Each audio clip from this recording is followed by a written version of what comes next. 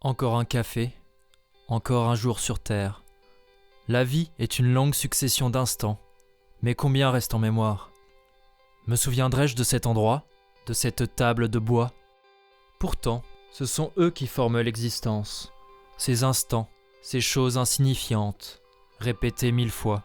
Marcher dans la rue, le vent sur le visage, savourer un bon plat, rêver sur un rivage, prendre le temps, le nez en l'air. Pourtant, autour de moi, cela ne se voit pas. Je ne vois que des ombres, exemptées de toute joie. Grimaces renfrognées, l'air en colère. Le mort-vivant n'est pas une légende. Tant de gens cessent de vivre quand leur jeunesse est morte. Rien n'est plus assez bien, assez satisfaisant. Les morts-vivants sont là et marchent vers le néant. Que désirent-ils ? Plus rien. Leurs qualités d'être humain, si uniques et si fraîches, se sont consumées. Un ego galopant a écrasé leurs rêves. Tristesse et colère les matraquent sans trêve. Seul reste le besoin de reconnaissance, ce besoin de contrôle, lourd, errance, n'écoutant personne et criant à tous leur vision déformée d'une vie qui leur échappe. Ainsi l'ombre hante nos pas. Où se trouve le jeune homme d'antan, curieux et souriant, prêt à dompter le monde ? Parti en fumée. Tout glisse sur lui à présent.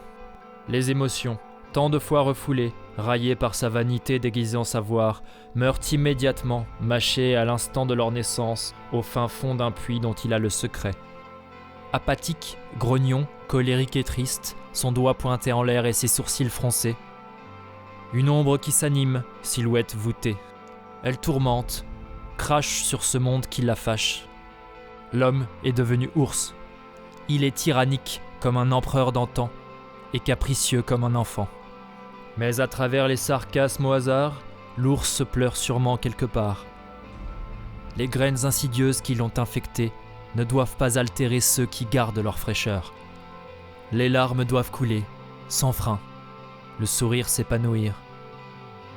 L'ombre humaine se moque des sensibles. Elle se moque de ce qu'elle ne peut plus être.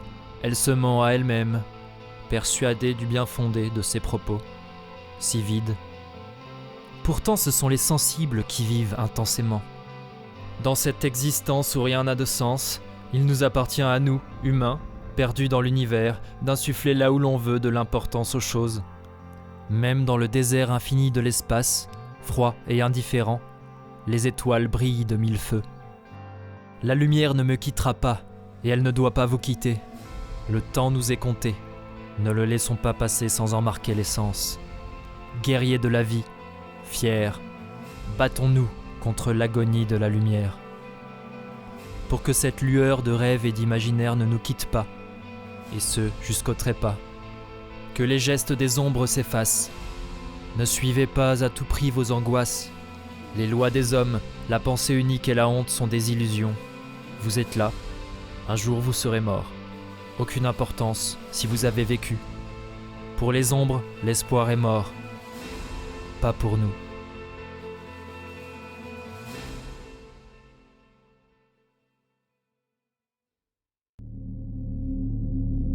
Do not go gentle into that good night. Old age should burn and rave at close of day.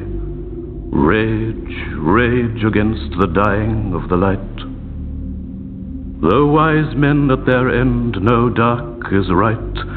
Because their words had forked no lightning, they do not go gentle into that good night. Good men the last wave by, crying how bright their frail deeds might have danced in a green bay. Rage, rage against the dying of the light.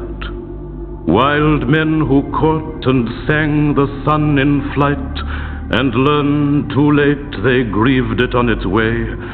Do not go gentle into that good night.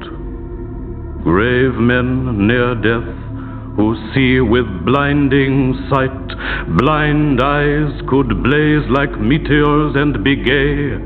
Rage, rage against the dying of the light. And you, my father, there on the sad height, curse, bless me now with your fierce tears, I pray. Do not go gentle into that good night. Rage, rage against the dying of the light.